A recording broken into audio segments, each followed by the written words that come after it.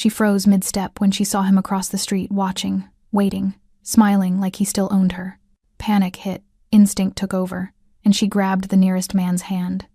What she didn't know was that the stranger she chose was far more dangerous than the ex she was running from, and now there was no going back. If this story pulled you in, make sure to hit that subscribe button so you never miss what's coming next.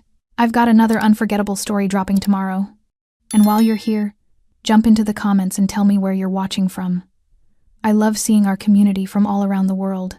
Alright, let's get back into it. The smell of rain on asphalt mixed with expensive leather and exhaust fumes as Bella Simon pushed through the glass doors of the downtown fundraiser.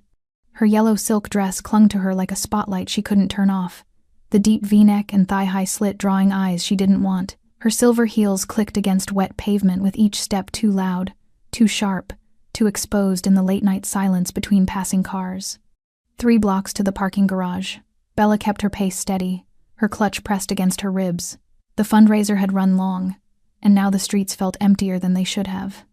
Streetlights reflected off puddles and streaks of gold and white, blurring her vision as she scanned doorways and side streets out of habit. Just keep moving. Her chest tightened before her mind registered why. That familiar prickle at the base of her neck, the one that had kept her alive during 2 years with Ruben Bruno. The one that warned her when his mood was shifting. When his voice got too quiet. When leaving meant more danger than staying. She forced herself to breathe evenly, her fingers tightening around her clutch. 2 years free, and her body still remembered, still anticipated, still prepared for impact. A car passed, headlights sweeping across the storefronts.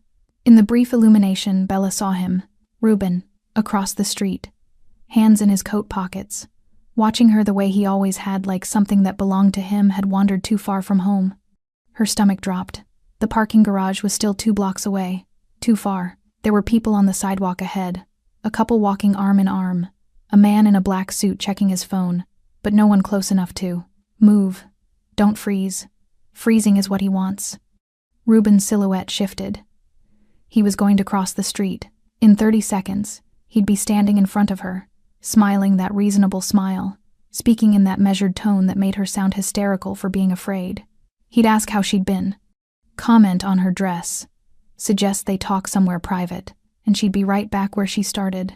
Bella's throat constricted, her pulse hammered against her collarbone. She could turn around, go back into the fundraiser, but Ruben would wait. He was good at waiting.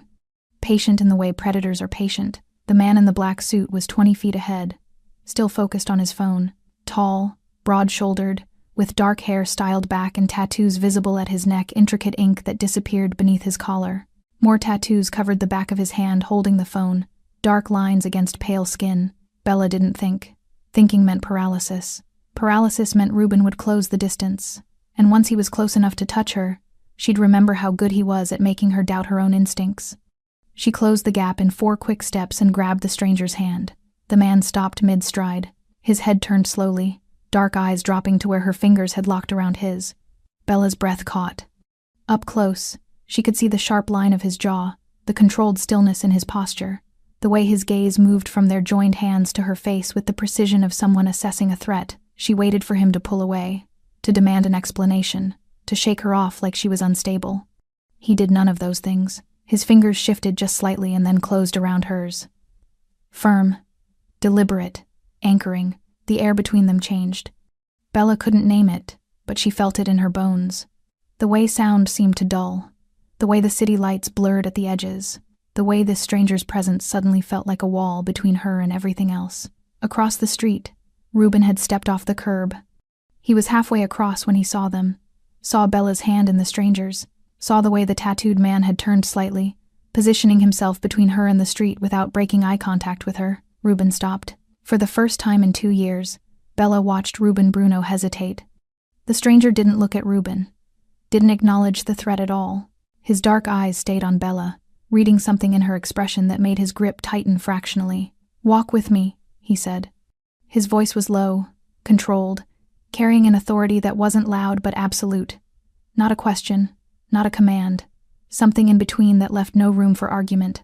Bella nodded. They started walking.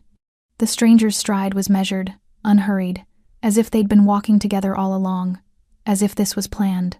as if Bella hadn't just grabbed a complete stranger's hand in the middle of a downtown street out of sheer desperation. Behind them, Bella felt Ruben's gaze burning into her back. She didn't turn around, didn't check to see if he was following. The stranger's hand in hers was steady, grounding, and for the first time in months, she let someone else carry the weight of awareness. They walked half a block in silence. "He's still watching," the stranger said quietly. Bella's breath shuddered. "I know. Does he usually follow you?" The question was casual, almost conversational, but there was something beneath it, something sharp and assessing. "Sometimes," Bella admitted. "Not always. Just when he thinks I've forgotten about him." The stranger's jaw tightened almost imperceptibly. "And have you?" "No." They reached the corner. The parking garage entrance was visible now, a concrete mouth lit by fluorescent lights. Bella expected the stranger to release her hand, to make some polite exit now that the immediate danger had passed. He didn't. Instead, he guided her past the parking garage entrance and toward a sleek black car idling at the curb. A younger man stood beside it, dark jacket, lean build, watchful eyes that tracked their approach with the alertness of someone trained to notice everything. The younger man's gaze flicked to their joined hands, then to the stranger's face. Whatever he saw there made him straighten and move to open the rear door without a word. "Get in," the stranger said. Bella hesitated. Every instinct that had screamed at her to grab this man's hand was now screaming something different, something she couldn't quite decipher. The stranger seemed to sense her reluctance. He released her hand finally and stepped back, giving her space. "He's across the street," he said calmly, "watching to see what you'll do. If you go to your car alone, he'll approach. If you get in mine, he won't." Bella's heart hammered. "Why?" The stranger's dark eyes held hers. "Because he doesn't know who I am yet, but he's trying to decide if he should find out." A pause. Then, quieter. "I'm giving you a choice. Take it or don't." Bella looked past him. Across the street, partially hidden by a streetlight, Ruben stood watching, waiting. She got in the car. The stranger slid in beside her. The door closed. The younger man returned to the driver's seat, and the car pulled smoothly away from the curb. It wasn't until they'd driven 3 blocks that Bella realized she still didn't know the stranger's name. The interior of the car smelled like leather and something else, something clean and expensive that Bella couldn't identify. The younger man drove with practiced efficiency, navigating downtown streets without needing directions. In the back seat, silence stretched between Bella and the stranger who'd just pulled her into his world without asking permission. She should feel afraid. She knew that logically. She'd just gotten into a car with 2 men she didn't know, driven by panic and the desperate need to escape Ruben's orbit. But fear had a specific texture, sharp, acidic, suffocating, and this wasn't it. This felt like suspension.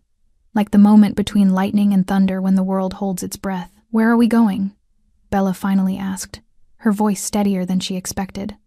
The stranger didn't turn his head.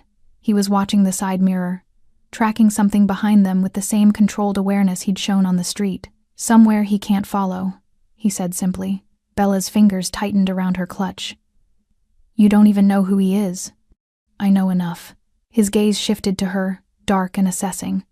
"Ex-boyfriend, controlling type, doesn't respect boundaries, tracks your movements, makes you feel like running is more dangerous than staying." Each word landed like a stone in still water, rippling outward into truths Bella had never spoken aloud. Her throat constricted. "I've seen men like him before." The stranger's tone was matter-of-fact, clinical. "They wear expensive suits and smile at the right people, and everyone thinks they're reasonable, successful, a little intense maybe, but harmless." He turned fully toward her now, and Bella felt the weight of his complete attention. "But you know better. You've seen what happens when doors close and witnesses leave, when his voice gets quiet instead of loud, when he makes you feel crazy for being afraid of someone who's never technically done anything wrong." Bella's breath caught. 2 years of trying to explain Ruben to friends who didn't understand, to herself in the mirror at 3 a.m., and this stranger had just articulated it in 30 seconds. "Who are you?" she whispered. The corner of his mouth lifted, not quite a smile, more like acknowledgement of a fair question. "Leandro," he said. "And you don't need to tell me your name." Not yet, but Bella found herself answering anyway. "Bella Simon." Leandro nodded once, as if filing the information away.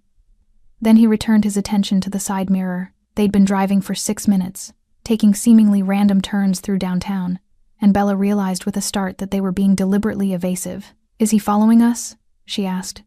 He was. 2 blocks back, silver Audi. He dropped off when we turned on 5th. The casual certainty in Leandro's voice sent a chill down Bella's spine.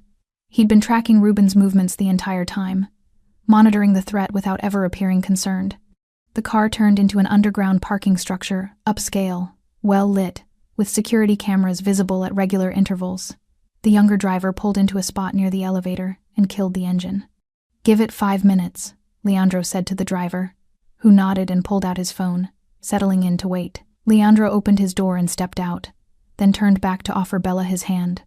She stared at it for a heartbeat, the same hand she'd grabbed in desperation 20 minutes ago, now extended in invitation rather than emergency. She took it.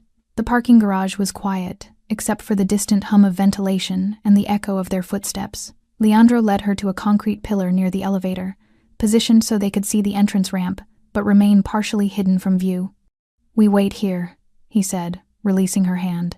"If he followed us in, we'll know in the next 3 minutes." Bella leaned against the pillar, suddenly exhausted. The adrenaline that had carried her through the last half hour was ebbing, leaving behind a trembling awareness of how completely her night had derailed. "You do this often?" she asked, aiming for lightness and missing. "Protect strangers from their exes?" Leandro's expression didn't change. "No." "Then why?" "Because you grabbed my hand." He said it like it was obvious. Like that explained everything. "And because when I looked at you, I saw someone making a choice between bad options.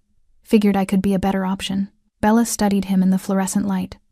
Up close, without the urgency of escape, she could see details she'd missed before. The tattoos at his neck were intricate geometric patterns that suggested discipline, not rebellion. His suit was expensive but understated, tailored to accommodate his broad shoulders without calling attention to itself. Everything about him suggested control, precision, power held in careful restraint. "Most people would have pulled away," she said quietly, asked questions, made a scene. "I'm not most people." The simple statement carried weight Bella didn't fully understand, but she was starting to suspect that grabbing Leandro's hand hadn't been random chance. There was something about him, something in the way people moved around him, the way the driver had responded without needing orders, the way Ruben had hesitated that spoke to influence beyond what was visible. 3 minutes, Leandro said, checking his watch. "No silver Audi." He didn't follow. Relief flooded through Bella so quickly it made her dizzy. She closed her eyes, breathing deeply, trying to slow her racing heart. When she opened them again, Leandro was watching her with an expression she couldn't quite read. "He'll try again," he said, not cruelly, just factually. "Men like him don't stop because you avoided them once." Bella's jaw tightened. "I know. Do you have somewhere safe to go tonight?" She thought of her apartment, the locks she'd changed twice, the security system Ruben had probably figured out how to bypass, the windows that faced the street where he liked to park and wait. "Not really," she admitted. Leandro nodded slowly, as if this confirmed something he'd already suspected. He pulled out his phone, typed something quickly, then pocketed it again. "I'm going to have someone check your building," he said. "Make sure he's not waiting there. In the meantime, you stay mobile. I can't just—" "You grabbed my hand." Leandro's voice was calm, implacable. "That means you're in my sphere now, whether you meant to be or not." He started walking toward the car, then paused and looked back. "I don't ask questions you're not ready to answer, Bella. And I don't make promises I can't keep. But I will tell you this. He won't touch you. Not while I'm paying attention." The certainty in his voice was absolute, terrifying, and somehow, the safest thing Bella had heard in 2 years. The coffee shop Leandro chose was still open, despite the late hour, one of those sleek downtown places with floor-to-ceiling windows and minimalist furniture that cost more than it looked. Bella sat across from him at a corner table, her hands wrapped around a cup of tea she hadn't asked for but that had appeared in front of her anyway. The younger driver, whose name she still didn't know, sat 3 tables away with his back to the wall and his eyes on the door. "Watching. Always watching. Your apartment's clear," Leandro said, setting his phone face down on the table. "No silver Audi in your building's lot or on the surrounding streets. Security footage shows he drove past twice but didn't stop." Bella's shoulders sagged with relief she hadn't realized she was holding. "How did you—" "I made a call." The simplicity of the statement raised more questions than it answered. Bella studied Leandro across the table, trying to reconcile the man who'd stepped between her and danger with the one who could apparently access security footage and deploy people to surveil her building within 30 minutes. "You're not just some guy who happened to be walking past me tonight," she said slowly. Leandro's expression didn't change. "No. What are you then?" He took a sip of his espresso black, no sugar, and set the cup down with deliberate care. "Someone who can help you. If you let me." It wasn't an answer. Bella recognized evasion when she heard it. She'd become an expert at reading between lines during her years with Ruben, but there was a difference between Ruben's evasions designed to confuse, to gaslight, to maintain control through uncertainty in this. Leandro wasn't hiding the truth. He was letting her choose how much she wanted to know. The realization was startling. "Why would you help me?" Bella asked. "You don't know me. Don't owe me anything." "True." Leandro leaned back in his chair, the movement casual but his gaze sharp. "But you grabbed my hand. That tells me something about your instincts. And I trust instincts more than I trust explanations." Before Bella could respond, the coffee shop door opened. A couple entered, laughing about something, and moved toward the counter. The barista greeted them with familiar warmth, taking their order without needing to ask for details. But Bella noticed the shift. The barista's eyes had flicked toward their corner table first, just for a second. Just long enough to register Leandro's presence before returning to the customers with practiced professionalism. The younger driver had tensed almost imperceptibly, his hand moving to his jacket before recognizing the newcomers as harmless. And when the couple finally noticed Leandro sitting in the corner, their laughter quieted, not fearfully, more like awareness. The kind of awareness people have when they recognize someone important and don't want to intrude. They collected their drinks and left quickly, their earlier ease replaced by something more subdued. Bella's pulse quickened. "They know you. They know of me," Leandro corrected. "There's a difference." "What's the difference?" Leandro met her gaze steadily. "Knowing someone means understanding who they are. Knowing of someone means understanding what they represent." The careful phrasing sent warning signals through Bella's mind. She'd learned to read power dynamics, to recognize when someone was dangerous not because of what they said, but because of how others responded to them. "What do you represent?" she asked quietly. For the first time since she'd grabbed his hand, Leandro hesitated. Not long, maybe 3 seconds, but enough for Bella to understand that his answer mattered, that he was choosing his words with the same precision he seemed to apply to everything else. "Consequences," he said finally. "For people who cross certain lines." The admission hung between them like smoke. Bella should have been afraid, should have made excuses and left and never looked back. But fear had a specific flavor, and this wasn't it. This was clarity. "You're not a lawyer," she said. "No, not a cop, definitely not." Bella's fingers tightened around her cup. "Ruben runs with people who think they're untouchable. Lawyers, business owners, city council members, men who've built reputations on being respectable. I know the type. He has connections, resources. He's made it very clear that if I ever tried to..." She stopped, her throat constricting around words she'd never spoken aloud. "He knows people, important people." Leandro's expression didn't change, but something shifted in his eyes, something cold and absolute. "So do I," he said quietly. "And my people make his people nervous." The words settled over Bella like a weighted blanket, simultaneously comforting and terrifying. She was beginning to understand that Leandro operated in a world parallel to the one she knew. A world where power wasn't measured in job titles or social status, but in something far more tangible. Influence, control, the ability to make things happen or not happen through channels that didn't appear on any organizational chart. "What's your last name?" Bella asked suddenly. Leandro studied her for a moment, as if deciding whether she was ready for the answer. "Borrego," he said. The name meant nothing to Bella. She waited for recognition that didn't come, for some reference point that would help her understand. Leandro seemed to read her confusion, and the corner of his mouth lifted slightly. "You'll hear it again," he said. "Probably soon. When you do, you'll understand why people look at me the way they do. And what will I understand?" Leandro leaned forward, his forearms resting on the table. When he spoke, his voice was low enough that only Bella could hear. "That when I told you he won't touch you, I wasn't making a promise. I was stating a fact." Bella's breath caught. There was no bravado in Leandro's tone, no posturing or masculine ego, just certainty, the kind of certainty that came from having enforced similar boundaries before. "You barely know me," she whispered. "I know you grabbed my hand instead of running. I know you're still sitting here asking questions instead of pretending everything's fine. And I know that takes more courage than most people have." He stood, extending his hand toward her. "Come on, I'll take you home. My driver will stay outside your building tonight. Tomorrow, we talk about next steps. Bella looked at his offered hand, steady, scarred across the knuckles, decorated with ink that told stories she couldn't yet read. She took it. And somewhere across the city, she knew Ruben was making calculations of his own. Bella didn't sleep. She lay in her bed with the security system armed and the bedroom door locked, listening to every creak and whisper of her apartment building. The familiar sounds pipes settling, neighbors moving around upstairs. The distant hum of traffic had become sinister months ago, transformed by hypervigilance into potential threats. But tonight felt different.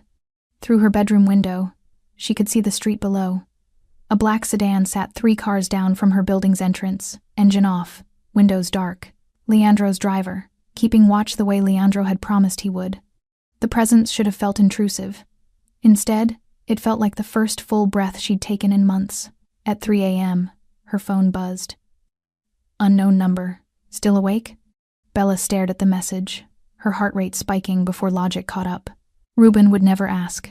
He'd show up, make his presence known through proximity rather than courtesy. Who is this? She typed back. Leandro. Couldn't sleep either. Something in Bella's chest loosened. She sat up against her headboard, pulling her knees to her chest. How did you get my number? You filled out a contact card at the fundraiser. I know people. Of course he did. Bella found herself almost smiling despite the circumstances. Your driver's still outside. He'll be there until sunrise. Then someone else takes over. Bella's fingers hovered over the keyboard. The rational part of her brain, the part that had learned to question everything during her years with Ruben, was screaming warnings. This was too much, too fast. Leandro's protection felt suspiciously like another cage, just with better locks. But there was a difference. She could feel it even if she couldn't articulate it yet. You don't have to do this, she typed. I know. Then why? The response took longer this time. Bella watched the 3 dots appear and disappear twice before Leandro's message came through. Because I've seen what happens when no one does. Morning arrived with gray light and the smell of coffee from the shop downstairs. Bella showered, changed into jeans and a sweater, and forced herself to eat toast she didn't taste. Normal routines. Normal movements. As if her life hadn't fundamentally shifted in the span of 12 hours. Her phone buzzed again at 8:47 a.m. But this time, the message made her blood run cold. We should talk, Belle. I miss you. Ruben. Using the nickname he knew she hated, the one that made her feel small and possessed. Another message followed immediately. Saw you got a ride last night. New friend? Bella's hands trembled. He'd been watching, tracking her movements even after Leandro's intervention. The surveillance hadn't stopped. It had just recalibrated. Leave me alone, Ruben.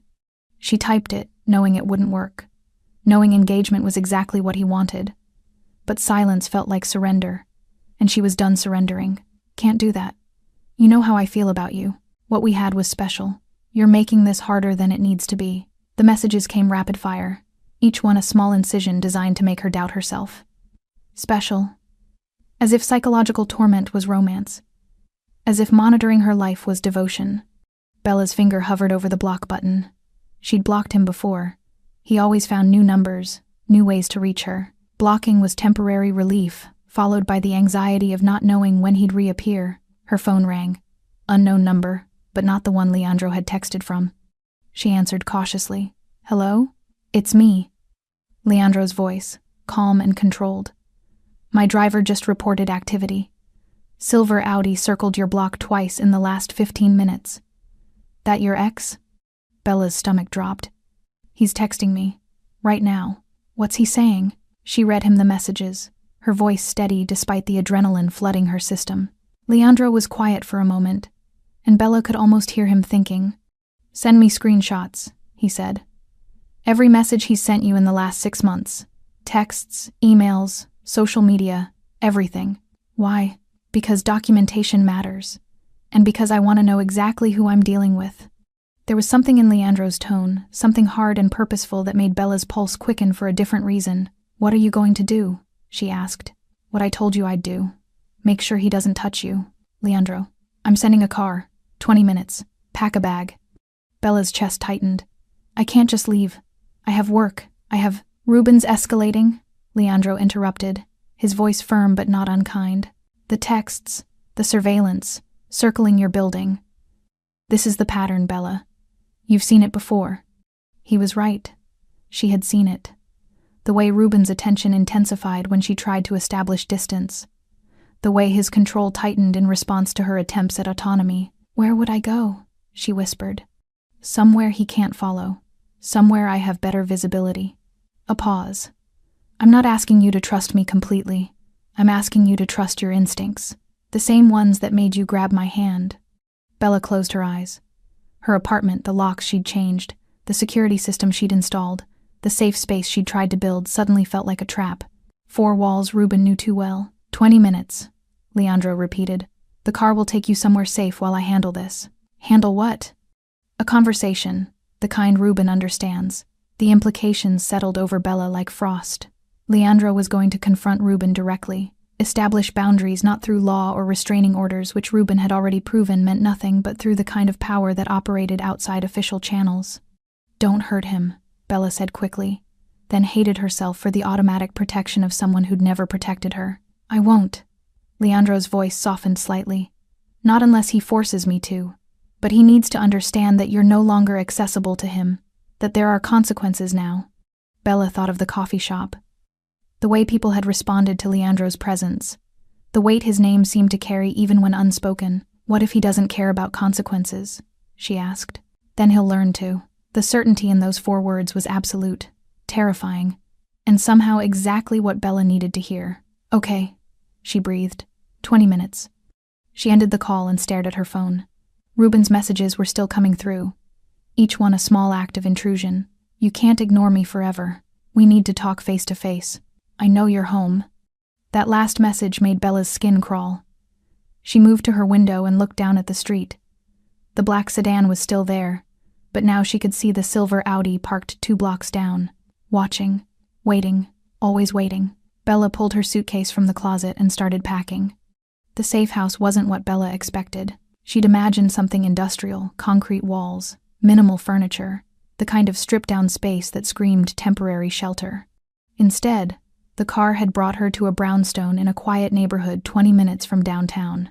Tree-lined street, well-maintained buildings, the kind of place where people walked dogs and knew their neighbors' names. The driver who'd finally introduced himself as Isaac carried her suitcase up 3 flights of stairs to an apartment that was clean, furnished, and surprisingly warm. Hardwood floors, soft lighting, a kitchen that actually looked used. "Mr. Borrego owns the building," Isaac explained, setting her bag by the door. "You're the only person on this floor. I'll be downstairs. You need anything, you call this number." He handed her a card with a single phone number printed on it. Nothing else. "How long am I staying here?" Bella asked. Isaac's expression was carefully neutral. "As long as it takes." He left before she could ask what that meant. Bella stood in the middle of the apartment, her phone clutched in her hand, trying to process the surreal shift her life had taken. 48 hours ago, she'd been navigating her carefully constructed routine work, home, avoiding places Ruben might be. Now she was in a safe house owned by a man whose last name she'd only learned the night before. Her phone buzzed. "Leandro, Isaac got you settled?" "Yes, this is a lot. I know, but you're safe there. Ruben doesn't know about this place. Can't know about it." Bella sank onto the couch, exhaustion finally catching up with her. "Did you talk to him?" The 3 dots appeared, then disappeared, appeared again. Finally, Leandro's response came through. "Not yet. Soon. There's something you need to understand first." "What?" "The way I operate.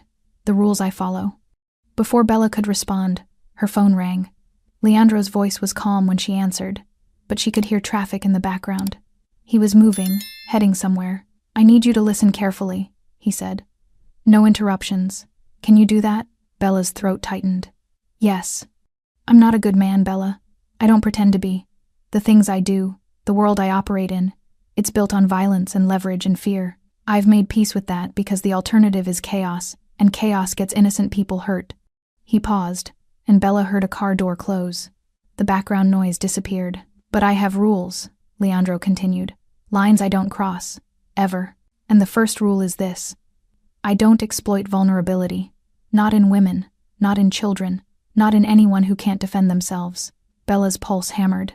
"Okay. The second rule. I don't take what isn't freely given. That includes trust, loyalty, and access to someone's life. You grabbed my hand in public. You got in my car. You're in this apartment. But none of that means you owe me anything. You understand? Yes. Third rule. I don't lie about who I am or what I'm capable of. So I'm going to tell you exactly what's going to happen next. And you're going to decide if you can live with it. Bella's hands trembled. I'm listening. I'm going to have a conversation with Ruben. Not in public. Somewhere private where we can speak plainly. I'm going to explain that you're no longer accessible to him. That continuing to contact you, follow you, or monitor your life will have consequences he won't enjoy. What kind of consequences? The kind that don't involve police or lawyers or restraining orders that he's already proven he doesn't respect. Leandro's voice was matter of fact. I'm going to make it clear that every text, every drive past your building, every attempt to re-establish contact will cost him something. Money first, then reputation, then things he values more than either. Bella's breath caught. You're going to threaten him. I'm going to promise him. There's a difference. Threats are about what might happen. Promises are about what will. The distinction made Bella's skin prickle. This was the reality of Leandro's world, not the performative aggression Ruben specialized in, but calculated certainty backed by resources she couldn't see but could feel. What if he doesn't believe you? She asked quietly. Then he'll test me. Once. And after that he'll believe. There was no bravado in Leandro's voice. No masculine posturing. Just the flat certainty of someone who'd enforced similar boundaries before and knew exactly how the pattern would play out. I don't want you to hurt him, Bella said. The words automatic, even as part of her recoiled at her own impulse to protect someone who'd never protected her. I won't. Not unless he escalates beyond conversation. But Bella, Leandro's voice softened slightly. You need to understand something. Men like Ruben don't respond to kindness or reason or legal boundaries. They respond to power. To consequences they can't manipulate or charm their way out of. I know. Bella's voice cracked. I've tried everything else. I know you have. And that's why I'm offering you this. Not because you're weak. Not because you need saving. But because sometimes the only way to stop a predator is to introduce a bigger predator into the equation. The words settled over Bella like a weighted blanket, simultaneously comforting and terrifying. She'd spent 2 years trying to handle Ruben through official channels, through de-escalation, through simply trying to disappear. None of it had worked. What do you get out of this? She asked. Out of helping me? Leandro was quiet for a long moment. When he spoke, his voice carried something she hadn't heard before. Not quite vulnerability, but close. Peace of mind, he said. Knowing that someone who grabbed my hand in desperation isn't going to end up as another statistic. Another woman who tried everything right and still got hurt because the system failed her. You've seen that before. Too many times. Bella closed her eyes, tears burning behind her lids. There was something in Leandro's tone, something personal and painful that told her this wasn't theoretical for him. That somewhere in his past, someone had needed help that didn't come in time. Okay, she whispered. Do what you need to do. You're sure? No. But I'm more sure of this than I am of anything else. She heard Leandro exhale slowly. I'll call you when it's done. Stay in the apartment. Don't answer the door for anyone except Isaac. Don't post on social media. Don't tell anyone where you are. I understand. Good. A pause. Bella? Yeah? You made the right choice. Grabbing my hand, getting in the car, all of it. I know it doesn't feel like it right now, but you did. The call ended before Bella could respond. She sat in the quiet apartment, her phone warm in her hand, and waited for the world to shift again. 3 hours passed in suffocating silence. Bella tried to distract herself, unpacked her suitcase, made tea she didn't drink, scrolled through her phone without seeing anything. But her mind kept circling back to the same questions. Where was Leandro? Had he found Ruben? What was happening in that private conversation that would determine the shape of her immediate future? At 2:47 p.m., her phone rang. Not Leandro. A number she didn't recognize. She let it go to voicemail. 30 seconds later, a text from the same number. This is Patricia Kim from Westside Legal Aid. I'm trying to reach Bella Simon regarding her consultation request from last month. Please call back at your earliest convenience. Bella's stomach nodded. She'd contacted legal aid 6 weeks ago, trying to explore options for a restraining order that might actually stick. The consultation had gone nowhere. Ruben was too careful, too strategic. Nothing he did crossed the legal threshold from concerning to actionable. She deleted the message and blocked the number. Her phone buzzed again immediately. This time, Leandro, are you watching the news? Bella's pulse spiked. No. Why? Turn on Channel 7. Local news segment. She found the remote and switched on the television mounted above the unused fireplace. Channel 7 was in the middle of a breaking news report, the anchor's expression grave as crime scene footage played behind her. Federal investigation into money laundering and racketeering involving several prominent local businesses. The U.S. Attorney's Office executed search warrants at 4 locations this morning, including the downtown offices of Meridian Holdings and 2 associated properties. Bella's breath caught. Meridian Holdings. That was one of Ruben's clients. He'd mentioned the account dozens of times, bragging about landing such a prestigious portfolio. The footage shifted to show federal agents carrying boxes from a sleek glass building Bella recognized. The anchor continued. Sources say the investigation has been ongoing for 18 months and involves a complex network of shell companies and offshore accounts. No arrests have been made yet, but prosecutors say charges are imminent. The screen cut to a press conference. A woman in a dark suit stood behind a podium flanked by FBI logos. This investigation represents a coordinated effort to dismantle organized criminal enterprises operating in our city, she said.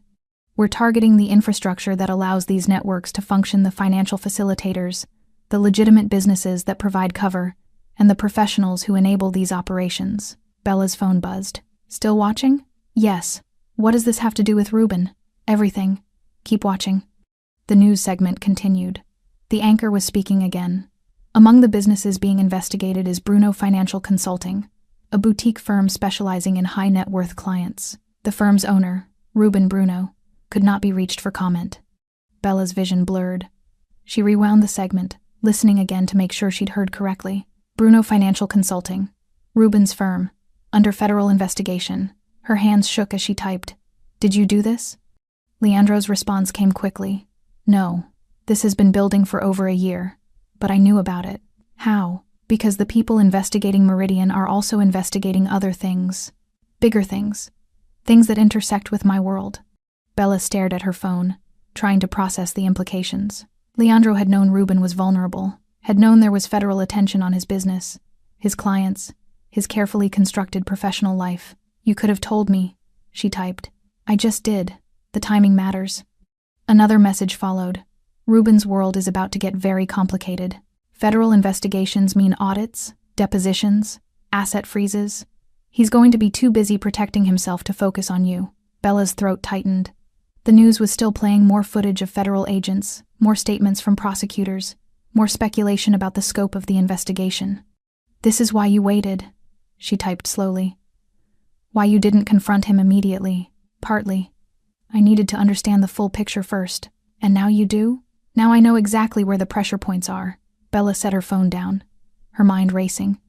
Leandro hadn't just offered her protection. He'd been gathering intelligence, mapping the landscape of threats and vulnerabilities, identifying leverage points she couldn't see. This wasn't impulse.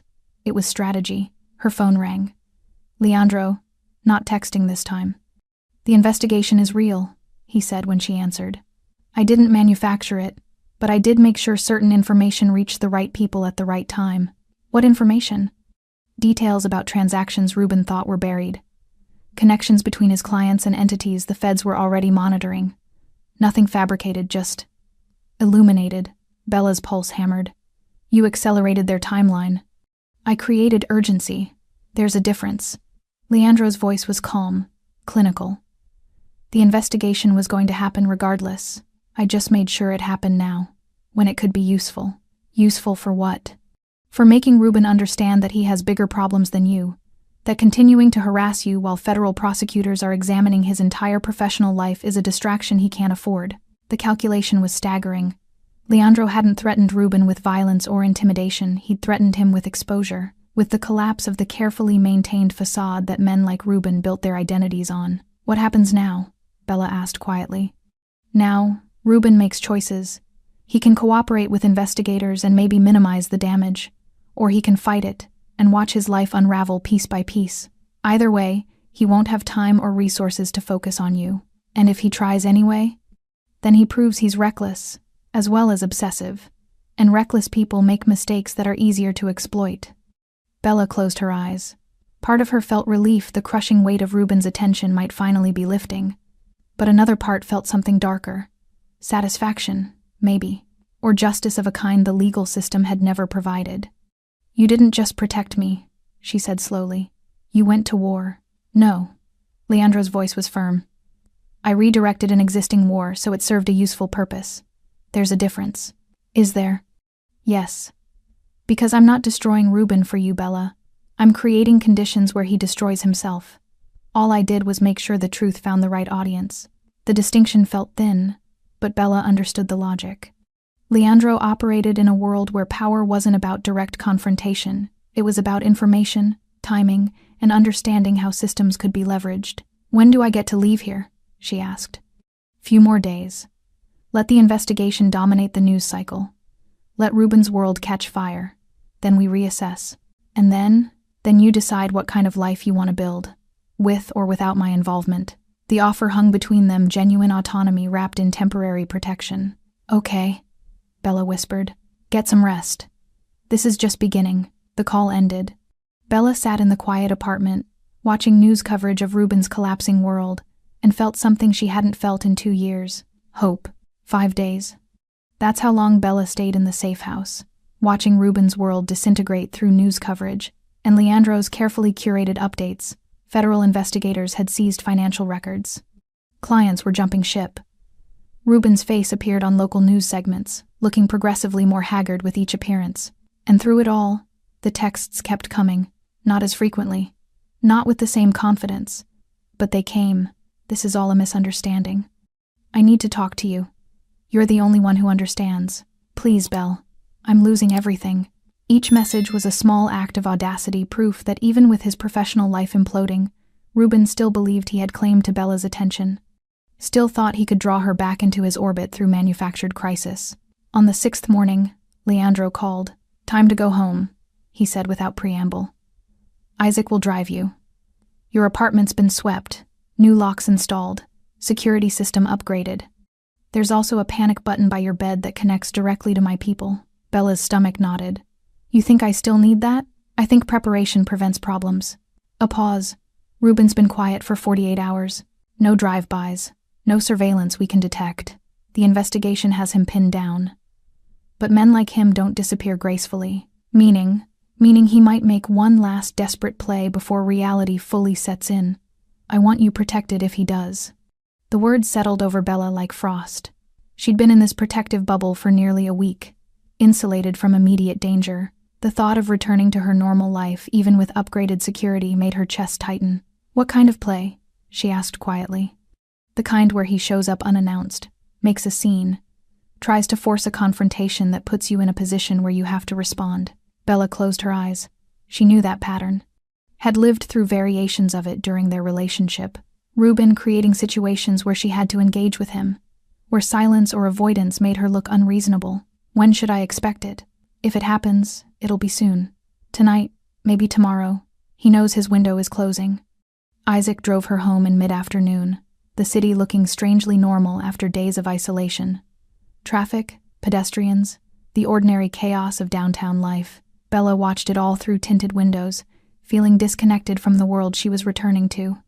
Her apartment felt different with the new locks, the upgraded security panel, the small panic button mounted discreetly beside her bed, evidence of Leandro's reach, his resources, his determination to create safety through infrastructure. She unpacked slowly, trying to re-establish routine. Laundry, dishes, emails she'd been ignoring. Normal tasks that felt surreal after everything that had shifted. At 6:15 p.m., her phone buzzed. Unknown number. I'm outside. We need to talk. Face to face. Like adults. Bella's blood ran cold. She moved to her window and looked down at the street. Ruben's silver Audi was parked directly in front of her building. Her hands shook as she typed back. No. Leave. The response was immediate. I'm not leaving until you come down. 5 minutes, Bella. That's all I'm asking. After everything we had, you owe me that much. The manipulation was textbook, framing his demands as reasonable requests, positioning her refusal as unreasonable or cruel, making his persistence seem like devotion rather than violation. Bella's finger hovered over the panic button, but something stopped her. Some part of her that was tired of running, tired of letting fear dictate her choices, tired of needing others to fight battles she should be able to fight herself. She grabbed her phone and called Leandro. He answered on the first ring. What happened? Ruben's outside my building, demanding I come down and talk to him. Don't. Leandro's voice was sharp. Stay inside. I'm 15 minutes away. He says he won't leave until I do. He's lying. He'll leave when he gets bored or when someone makes him. Let me handle it. Bella's chest tightened. I'm tired of hiding from him. This isn't hiding. This is strategic distance from someone who's unstable and desperate. He's going to keep doing this, Leandro. Keep showing up. Keep demanding. Not after tonight, he won't. The certainty in Leandro's voice should have been comforting. Instead, it crystallized something Bella had been avoiding. She was trading one form of dependence for another. Ruben's control for Leandro's protection. Different in quality, different in intent, but structurally similar. I need to do this myself, she said quietly. Bella, I'm going down there. I'm telling him to leave. And if he doesn't, then you can intervene. But I need to try first. Silence on the other end. Bella could almost hear Leandro, calculating, weighing risks against autonomy, protection against agency. Okay, he said finally. But Isaac is in the lobby. You go outside, he goes with you. And I'm pulling up in 12 minutes. This conversation ends when I arrive, regardless of what Ruben wants. Deal. Bella hung up before she could second-guess herself. She grabbed her keys, checked her reflection in the mirror, steady despite the adrenaline, and headed downstairs. Isaac was waiting by the entrance, his expression neutral, but his posture alert. He didn't try to stop her when she pushed through the door, just fell into step 3 feet behind her, a silent presence that managed to be both respectful and protective. Ruben was leaning against his car, arms crossed, that familiar expression of patient suffering on his face. The one that said, "Look what you're making me do." When he saw Bella emerge, his expression shifted relief, possessiveness, vindication, all flickering across his features. "Finally," he said, pushing off the car. "I was starting to think you'd forgotten basic courtesy." Bella stopped 10 feet away, Isaac a steady presence just behind her left shoulder. "You need to leave, Ruben. We need to talk. About what's happening, about—" "No, we don't. There's nothing to talk about." Ruben's jaw tightened. "Don't be childish, Belle. After 2 years together, I deserve more than being ghosted while my life falls apart. You deserve exactly what you're getting. Consequences for choices you made. Choices." His voice rose. "You think I chose to have federal investigators destroy my business? You think I think you built a life on deception, and it caught up with you. That's not my problem." Ruben's expression darkened. He took a step forward. Isaac shifted almost imperceptibly, and Ruben's eyes flicked to him for the first time, registering the silent threat. "Who the hell is this?" Ruben demanded. "Someone who's making sure this conversation stays civil." "Civil?" Ruben's laugh was bitter.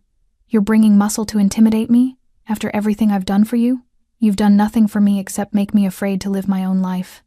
"That's not—" Ruben stopped, his hands clenching into fists. "You're being manipulated, Bella. By whoever's put these ideas in your head. By whoever's turning you against me. No one turned me against you, Ruben. You did that yourself." Headlights swept across the street. A black car pulled up behind Ruben's Audi, smooth, deliberate, blocking him in. Leandro stepped out. Ruben's face went pale. Bella watched the transformation happen in real time, the confident aggression draining away as Leandro approached with measured, unhurried steps. There was no urgency in his movement, no visible threat, just presence, the kind that made the air feel heavier. "You should leave," Leandro said to Ruben, his voice conversational. Ruben straightened, trying to reclaim some authority. "This is a private conversation, between me and Bella." "No." Leandro stopped 5 feet away, his hands relaxed at his sides. "This is you harassing someone who's asked you multiple times to stay away. There's a difference. I don't know who you think you are." "Leandro Borrego." He said it simply, letting the name do its work. Bella saw recognition flicker across Ruben's face, not immediate, but building, the kind of recognition that came from whispered warnings, from knowing just enough about the city's power structures to understand when you'd wandered into dangerous territory. "I don't care who you are," Ruben said, but his voice had lost its edge. "Bella and I have history. You can't just—" "I can, and I am." Leandro's tone remained calm. "Here's what happens next. You get in your car, you drive away. You delete Bella's number, her address, every point of contact you have, and you never approach her again." Ruben's hands clenched. "You can't tell me?" "I'm not telling you. I'm explaining reality." Leandro took one step closer. You're under federal investigation. Your business is collapsing. Your reputation is being dismantled piece by piece. The last thing you need is additional problems. Are you threatening me? I'm clarifying consequences. Every text you send Bella, every time you drive past her building, every attempt to force contact, those are choices that carry costs. Right now, those costs are manageable.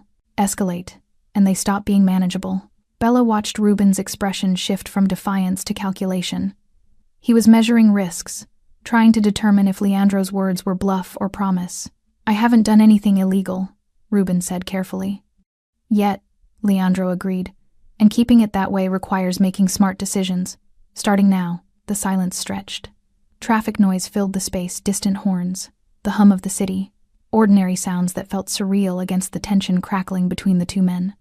This isn't over, Ruben said finally, looking past Leandro to Bella. We have unfinished business. No, Bella said, her voice steady. We don't. We're done, Ruben. Completely. Something in Ruben's expression cracked. Not into rage, but something worse, desperate need poorly masked as righteousness. You don't mean that. You're confused. You're being influenced. I mean it. Bella took a step forward, and Isaac moved with her like a shadow. I meant it 2 years ago when I left. I meant it every time I blocked your number. I meant it every time I changed my routine to avoid you. I'm done being afraid of you. I never made you afraid, Ruben protested. I loved you. No. You controlled me. You monitored me. You made me doubt my own reality. That's not love. Ruben's jaw worked. His eyes darted between Bella and Leandro, looking for an opening, some angle he could exploit. Finding none. Get in your car, Leandro said quietly. Last time I asked nicely. The threat beneath the words was unmistakable. Ruben heard it. His hands unclenched slowly, and he took a step back toward his Audi. You'll regret this, he said to Bella, trying to salvage some dignity from his retreat. I already regret wasting 2 years on you, she replied. But that ends tonight. Ruben got in his car without another word. The engine started, and he pulled away from the curb with more speed than necessary, tires squealing slightly as he accelerated down the street. Bella watched until his taillights disappeared around a corner. Then her knees went weak. Isaac was there immediately, his hand steadying her elbow. Leandro moved closer but didn't touch her, giving her space to process what had just happened. You did well, he said quietly. Bella laughed sharp, almost hysterical. I was terrified. I know. You did it anyway.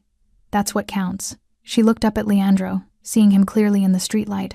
His expression was serious but not cold, assessing but not judging. Will he come back? She asked. Probably not. But if he does, he knows what happens. Leandro glanced at Isaac. Stay close tonight. Visible presence. Isaac nodded and moved toward the building entrance, taking up a position where he could monitor the street.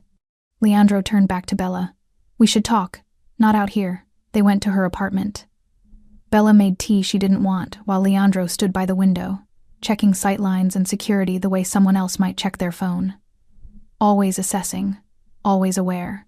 You said you'd explain what happens next, Bella said, setting 2 mugs on the coffee table. Leandro sat across from her, his posture relaxed but his attention absolute. I did, and I will. But first, I need you to understand something. What? The world I operate in, it's not clean. It's not legal in ways that matter to most people. The protection I can offer you comes with proximity to things you might not want to be near. Bella wrapped her hands around her mug. Like what? Like knowing that when I say consequences, I mean things that happen in shadows. Like understanding that the reason Ruben backed down isn't because he's rational, it's because people told him stories about what happens when someone crosses me. What kind of stories? Leandro's expression didn't change. True ones. About people who thought my boundaries were negotiable and learned otherwise. I don't advertise what I do, Bella, but I don't hide it either. Not from people in my sphere. The words settled over Bella like cold water. This was the truth Leandro had promised. Unvarnished. Uncomfortable. Real. Are you asking me if I can live with that? She asked quietly. I'm telling you what staying near me means. What accepting my protection means. You're not obligated to any of it. You can walk away right now, and I'll still make sure Ruben stays gone. But if you choose to stay, if you choose to be part of my world even peripherally, you need to do it with full knowledge. Bella studied him across the coffee table, his dark eyes steady, his posture calm, his honesty brutal and somehow respectful. "What are you offering exactly?" she asked. "Safety without ownership, protection without possession, the freedom to build whatever life you want with the certainty that Ruben can't take it from you. And what do you get?" Leandro was quiet for a long moment. When he spoke, his voice carried something she hadn't heard before, not quite vulnerability, but close. "The knowledge that someone who grabbed my hand in desperation isn't going to become another story about a woman who tried everything right and still got hurt. That matters to me more than you know." Bella felt tears burning behind her eyes. Not from fear or relief, but from something more complicated. Recognition, maybe. Of someone who understood that safety wasn't just about locks and security systems. It was about knowing someone would stand between you and danger without asking for your autonomy in return. "I don't want romance," she said carefully, "or relationship, or anything that looks like what I just escaped. I'm not offering that. Then what is this?" Leandro met her gaze directly. "Alliance. Built on choice and mutual benefit, you get protection and freedom. I get the satisfaction of using my resources for something that matters. That's all? That's everything." Bella set down her mug, her hands steadier than they'd been in weeks. "Okay," she said. "Then I choose to stay." The decision changed something fundamental. Not immediately. Not in ways Bella could articulate in the hours after Leandro left her apartment, with Isaac still stationed outside. But in the days that followed, she felt it a shift in how she moved through the world. For 2 years she'd lived small, carefully, avoiding places Ruben might be, routes he might take, situations where she'd be exposed. Her life had shrunk to accommodate his surveillance, her choices dictated by the need to stay invisible. Now, that was ending. Leandro called the next morning. "There's something you should know. Ruben left the city last night. Drove to his parents' house upstate. My sources say he's staying there, while his lawyers try to negotiate with federal prosecutors." Bella's chest loosened. "How long will he be gone?" "Weeks at minimum, possibly longer depending on how the investigation unfolds. But that's not why I'm calling." "Then why?" "Because I want you to live your life. Visibly, publicly. I want Ruben and anyone paying attention to understand that you're not hiding anymore." The suggestion made Bella's pulse quicken. "What does that mean?" "It means go back to your routines. The coffee shop you stopped visiting because Ruben liked it. The gym you quit. The restaurants. The routes. The places you surrendered because he made them uncomfortable. Take them back. What if he won't. But even if he tries, he'll see you're not alone. That there are people watching. That his access is permanently revoked." Bella thought about the places she'd abandoned, small surrenders that had accumulated into a completely altered life. The yoga studio where she'd felt strong. The bookstore where she'd spent Saturday mornings. The park where she used to run. "I don't know if I can," she admitted. "You stood up to him on the street. You told him it was over to his face. You can do this. That was different. You were there. And people will be there now. Not obviously, not intrusively, but present. You're not alone in this, Bella. Not anymore." The words settled over her like a promise. "Not romantic, not possessive, just certain." "Okay," she said. "I'll try." She started small. The coffee shop 3 blocks from her apartment that she'd stopped visiting 8 months ago when Ruben had started showing up there, coincidentally. Bella walked in mid-morning, her heart hammering, half expecting to see him at a corner table with that familiar, possessive smile. He wasn't there. But Isaac was, sitting near the window with a newspaper, looking like any other customer except for the way his eyes tracked everyone who entered. Bella ordered her usual vanilla latte, no foam, and the barista's face lit up with recognition. "Oh my God, Bella, we haven't seen you in forever. Where have you been?" The genuine warmth in the greeting made Bella's throat tighten. She'd forgotten what it felt like to be missed rather than monitored. "Just busy," she managed. "It's good to be back." She sat at her old table by the window, sunlight streaming across her laptop as she tried to focus on work emails. But mostly, she just absorbed the feeling of being somewhere she'd surrendered, reclaiming it inch by inch. Isaac caught her eye once and nodded slightly, present but not intrusive, a reminder that visibility didn't mean vulnerability anymore. The next day, she went to the yoga studio. The day after that, the bookstore.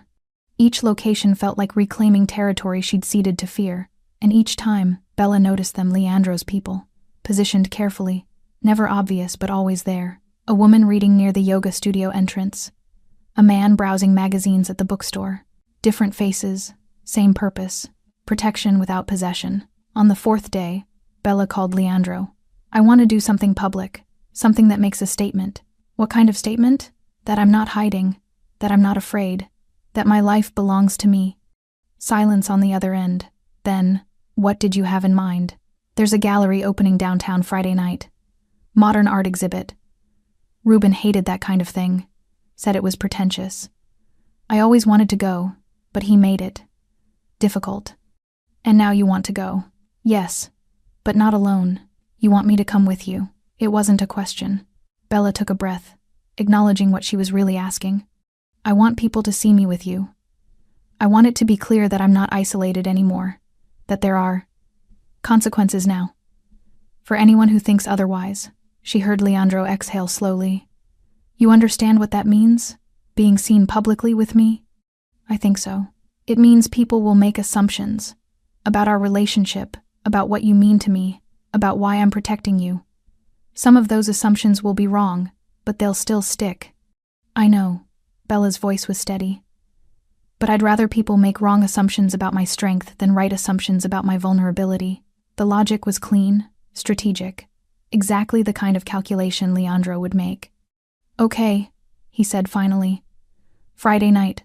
I'll pick you up at 7. Friday arrived with clear skies, and Bella's nerves stretched thin.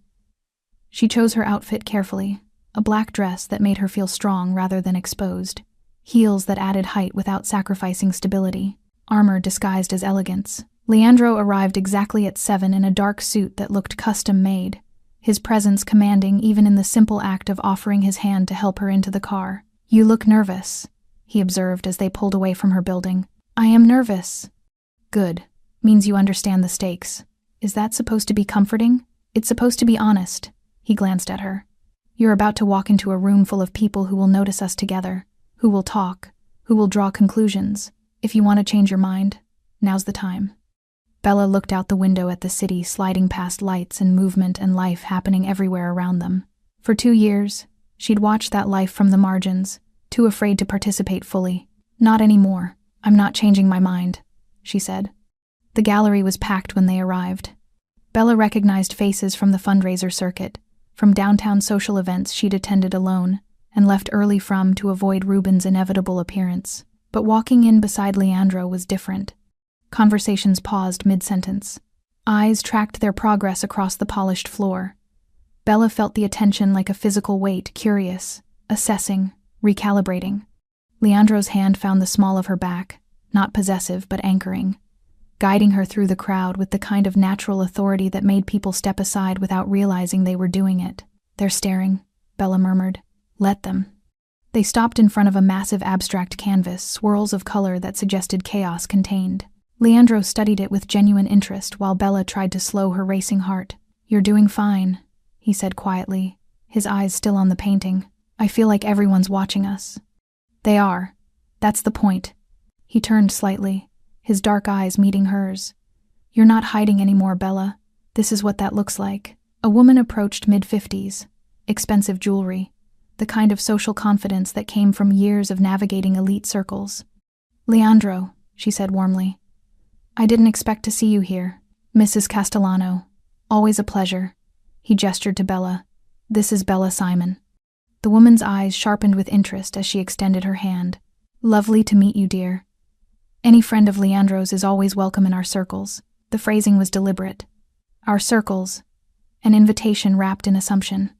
They spent an hour at the gallery, moving through rooms while Bella slowly relaxed into the reality of being visible, being seen, being part of the world again on her own terms. When they finally left, stepping into cool night air, Bella felt something shift inside her chest. Not quite freedom that would take time, but possibility, the sense that her life could expand again into space she'd surrendered. "Thank you," she said as Leandro opened the car door. "For what?" "For standing beside me, for making it clear I'm not alone."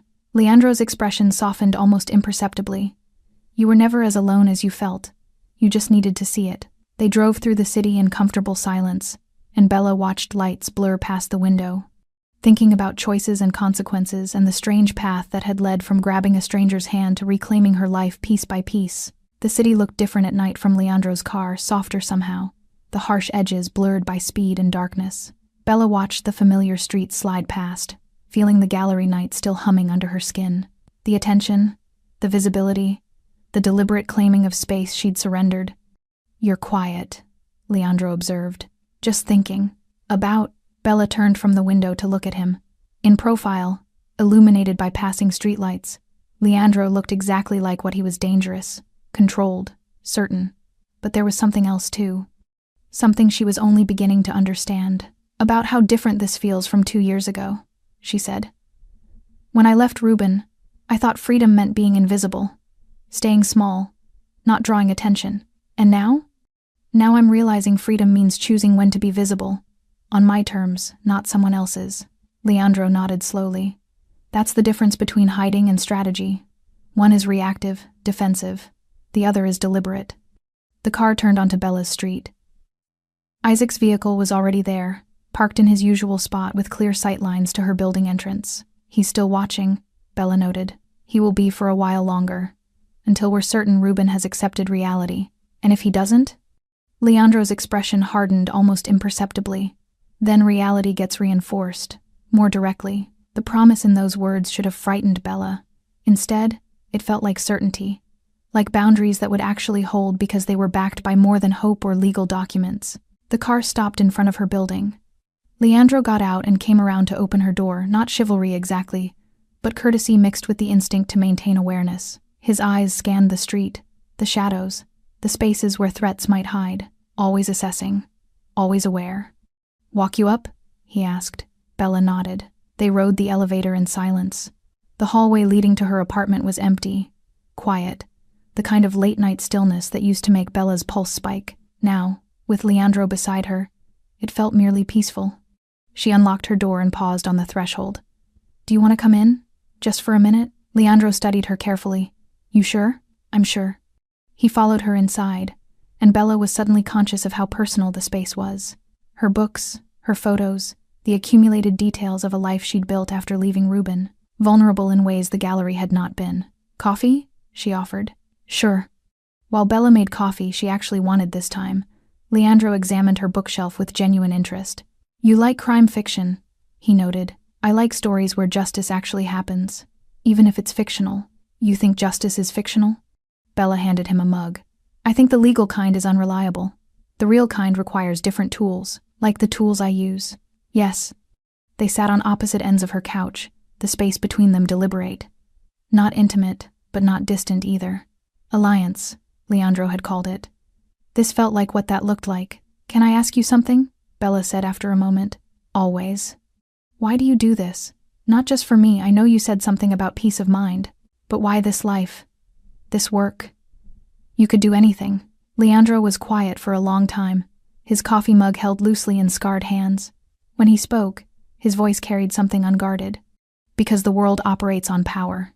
That's not good or bad, it just is. And when power exists, it concentrates in people who know how to use it. Most of those people use it for themselves, for profit, control, ego." He paused, his dark eyes distant. "I watched someone I cared about get destroyed by that kind of power. Someone who tried to do everything right, report abuse, get restraining orders, trust the system.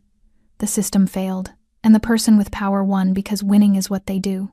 Bella's throat tightened. "What happened to them?" "They didn't survive it." Leandro's voice was flat, factual, and I decided that if I was going to exist in a world built on power, I'd use mine for something other than self-interest. I'd use it to create consequences for people who think vulnerability means permission. The confession settled between them like a shared wound.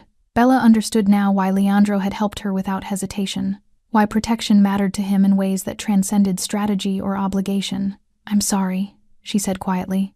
"Don't be. It made me who I am, and who I am just happened to be standing on a street corner when you grabbed my hand." Bella smiled despite the heaviness in her chest. "Lucky timing. Or good instincts." Leandro set down his mug. "You chose well, Bella. Even in panic, even in fear. You chose someone who could actually help. That says something about your survival skills. Or desperation. Desperation with good judgment is still judgment." They sat in comfortable silence, the kind that came from shared understanding rather than running out of things to say. Outside, the city continued its endless motion: traffic, voices, life happening in countless variations. What happens now? Bella asked finally. Now you keep living. Keep reclaiming space. Keep building the life you want. And you? Leandro's expression was unreadable. I keep making sure you can do that safely, for as long as it takes. And then you won't need me anymore. And that'll be fine. Bella studied him, seeing past the controlled exterior to something more complicated underneath. Leandro meant what he said. He wasn't trying to make himself indispensable or create dependence. But there was also something else. Some small part of him that might actually want to be needed, even as he actively worked to make himself unnecessary. What if I still want you around? She asked. When Ruben's completely gone and I don't need protection, what if I want to keep this? She gestured between them.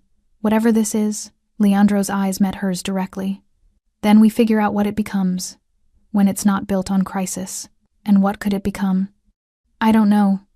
Partnership, maybe. Two people who understand power and consequences helping each other navigate a complicated world. He paused. But that's future tense. Right now, focus on building yourself back. The rest will sort itself out. The answer was honest, careful, leaving space for possibility without promising anything specific. Bella appreciated that more than reassurance would have meant. Leandro stood, reading her exhaustion even as she tried to hide it. Get some rest. Tomorrow, keep doing what you did tonight. Be visible, be present, show the world who you're choosing to be. Okay. At the door, he paused.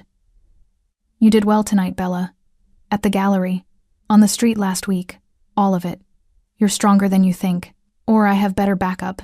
Both can be true.